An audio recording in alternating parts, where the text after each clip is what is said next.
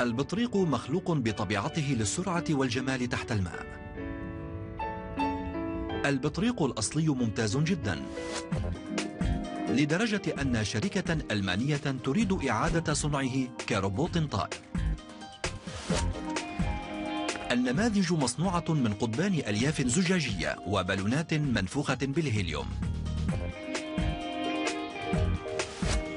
هذه البطاريق الطائرة مجهزة بسونار لكي تبحر عبر قاعة الشركة الزجاجية وتتجنب الاصطدام.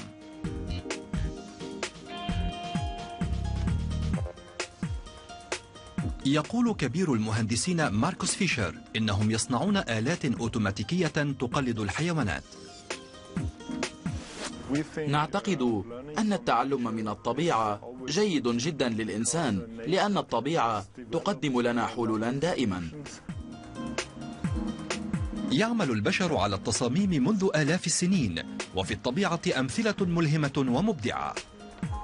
المصممون هنا يعملون لتقليد الأفضل في هذا المجال، العالم الطبيعي، وهو مزيج مثالي من الشكل والفعالية.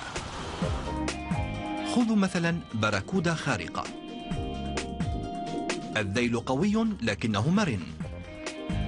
لقد ألهمت هذه اللعبة التي تدعى ملتقط القرش. ثلاثية قوائم خفيفة مرنة يمكنها الإمساك بأي غرض بدقة لا متناهية.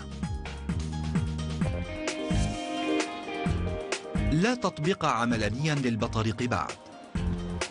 ربما ستلهم الفكرة الكبيرة التالية، وهي ما صنعت من أجله.